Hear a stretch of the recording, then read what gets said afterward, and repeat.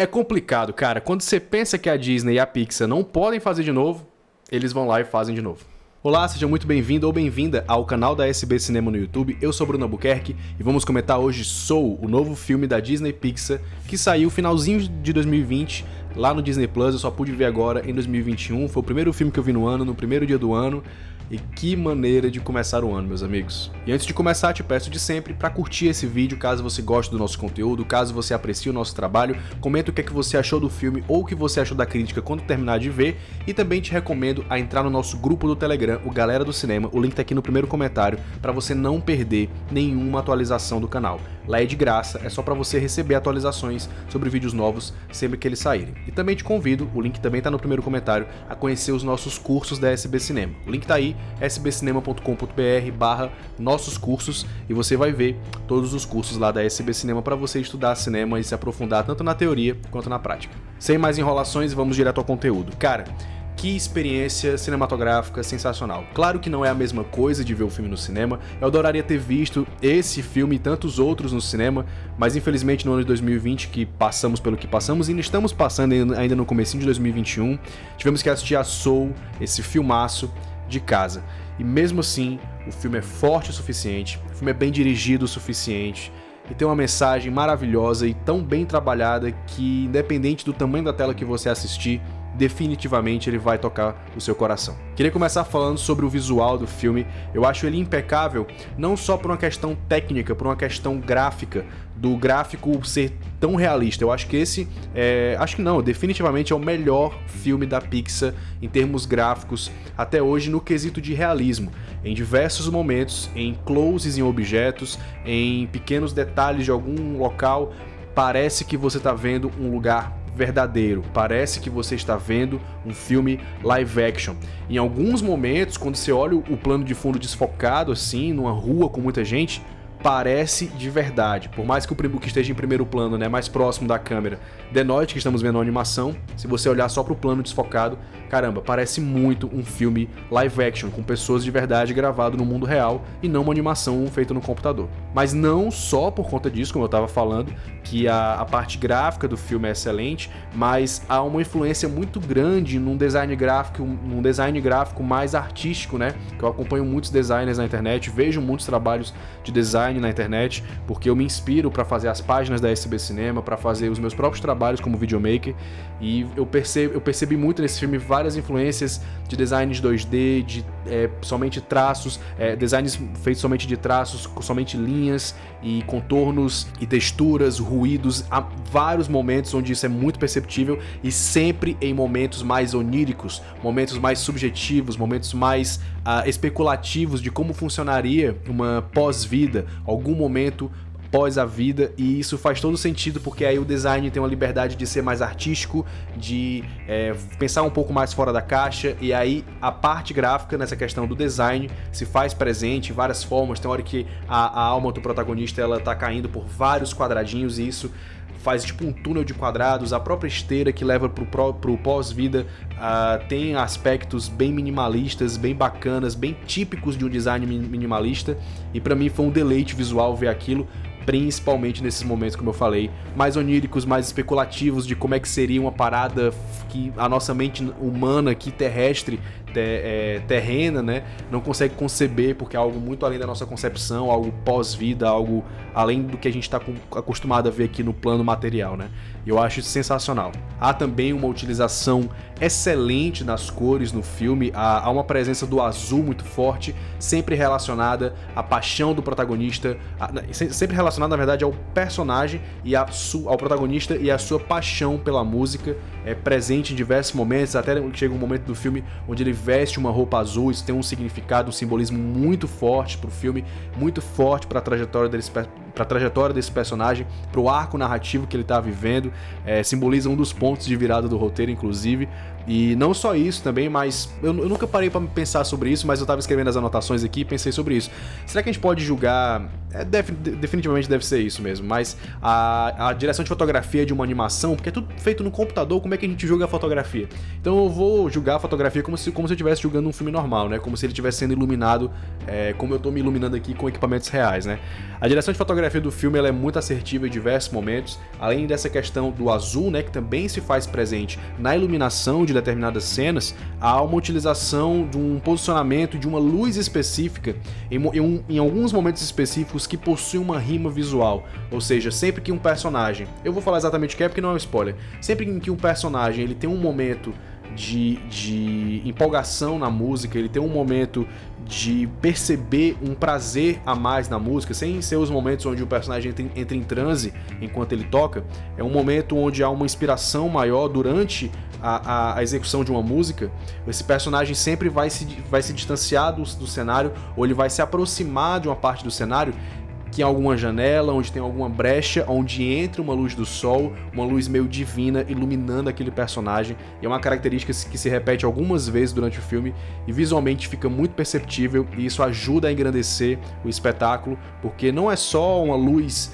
para ser bonita, é uma luz bonita em momentos específicos que querem dizer alguma coisa, que mostra essa iluminação divina, e tem essa questão também, há essa correlação com algo de outro plano, de uma outra realidade, né, de uma realidade superior, enfim, eu acho isso muito bacana. Ainda nessa questão técnica, há um momento em que o filme ele faz uma mudança da regra dos 180 graus, para quem não conhece. A regra dos 180 graus diz que é uma linha imaginária que você traça entre dois personagens que estão conversando, e a câmera só pode ficar em um dos lados dessa linha imaginária. Se você em algum momento do diálogo quebra essa regra e a câmera pula para o outro lado da linha imaginária, você pode acabar gerando algum estranhamento, causando alguma estranheza no público. E isso não é uma regra que deve ser seguida sempre, né? Regras existem para serem quebradas. E no cinema, quando você quebra essa regra dos 180 graus, quando você pula para o outro lado da linha imaginária, isso geralmente significa alguma coisa. Se você acompanha as lives aqui da SB Cinema, as nossas masterclasses de quinta-feira, inclusive toda quinta-feira, a gente faz uma masterclass aqui gratuita com mais de 2 horas falando sobre algum filme que os meus alunos escolhem, tá? Então se inscreve no canal, entra no grupo do Telegram para você não perder as notificações. A gente fala muito sobre, em vários filmes a gente percebeu essa quebra da regra dos 180 graus, e aqui não há uma quebra da regra, mas há uma mudança de lado da câmera em um momento muito bonito do filme, e há um outro recurso visual, que eu não vou falar qual que é agora, um recurso que une o visual com o sonoro, o audiovisual aí completo, onde quando a câmera faz esse movimento e ela rompe a barreira da linha imaginária com um sentido para a narrativa, além disso já ser bonito por si só, e quando eu assisti percebi isso, por estudar tanto linguagem cinematográfica, eu já senti isso, mas há um outro recurso visual que transfere o discurso, para não dar muito spoiler, de um personagem para outro. Isso é muito bonito. E caramba, é um deleite, porque o roteiro, ainda vou chegar no roteiro do filme, é sensacional em passar suas mensagens, é direto ao ponto, é muito bonito, é metafórico, ele faz analogias muito bacanas, ele é simbólico ao mesmo tempo em que ele também é direto ao ponto. E quando você soma isso a essa percepção da linguagem, essa percepção estética do filme, que você percebe que ele tá tomando um cuidado estético para ajudar a contar essa história, para poder te passar uma mensagem, cara, você tem uma experiência assim sensacional de você perceber que cada detalhezinho foi pensado. E quando você sente, você percebe que um filme foi pensado nos seus mínimos detalhes, como esse filme foi, é sensacional. É uma experiência indescritível. A sensação que você sente, o prazer que você tem ao consumir uma obra redondinha, pensada em todos os detalhes e tão bonita como o Soul. Agora que eu puxei um pouco o roteiro, eu vou falar dele. Eu gosto muito como os diálogos do filme, né, o texto do filme, ele consegue ser excelente, tanto em momentos mais informais, como todas as interações entre o protagonista e a 22. Todas as interações deles são cheias de conflitos, o que sempre traz uma carga bacana pro filme e ajuda a prender a gente na narrativa.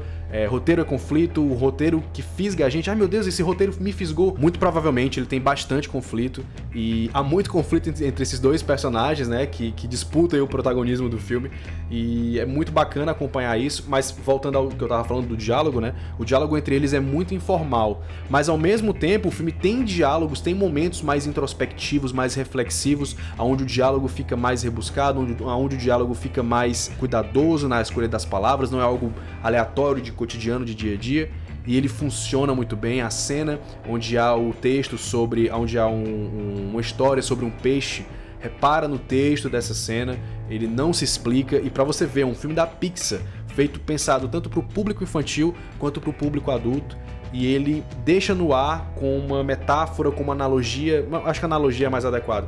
É bacana, o personagem fala isso e ele sai.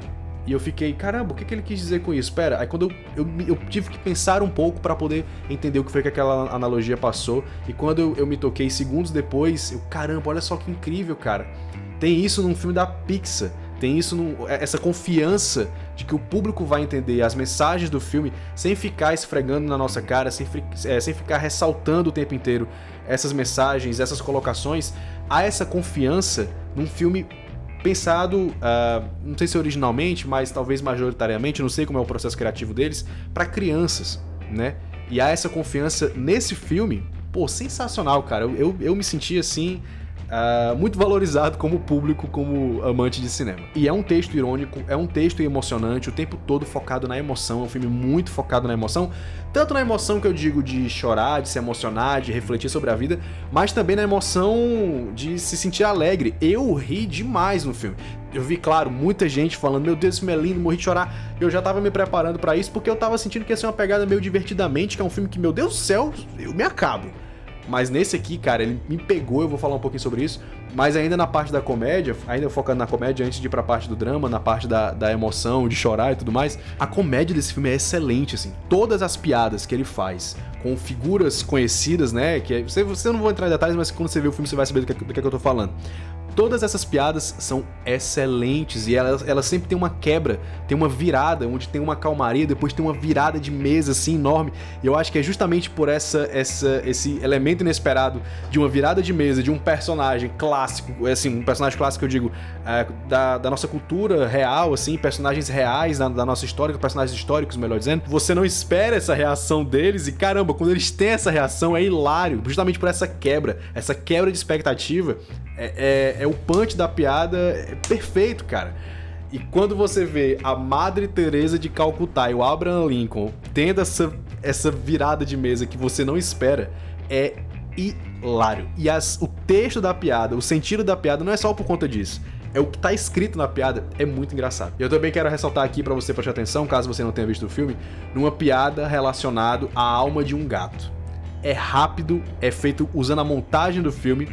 E se fosse contado de outra forma, em outra mídia, não ia funcionar tão bem como funciona no cinema, por conta do elemento da montagem. É sensacional. Eu fiquei, 10 minutos rindo dessa piada, porque eu não conseguia parar de pensar nela, de tão engraçada que ela é.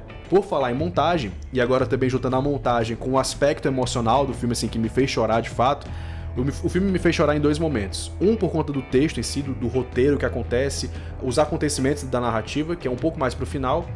O outro momento também é no final, mas um pouco antes, certo? Onde há uma série de flashbacks que são montados de determinada maneira. Não vou falar pra não dar spoiler. A montagem nessa cena é o que ocasiona a nossa emoção.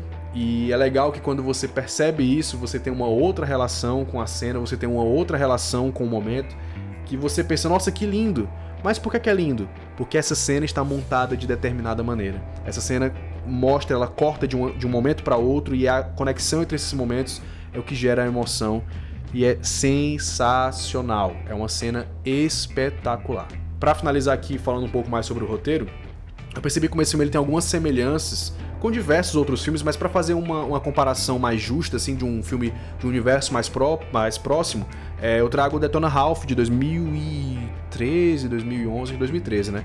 E é um filme muito bacana, eu gosto muito do primeiro e do segundo, acho que gosto um pouco mais do primeiro, mas repara como a estrutura dos dois filmes é muito parecida. É um personagem que quer muito alguma coisa, finalmente vai ter aquela coisa, mas algo tira do seu universo, do seu mundo padrão, ele tem que ir pra outro mundo, e aí lá ele conhece uma menininha, uma personagem pequenininha, fofinha, e eles não se dão bem, eles se conflituam o tempo todo, mas eles começam a ter conquistas juntos, e também retrocedem juntos, e há um momento onde eles se separam, depois eles se unem de novo.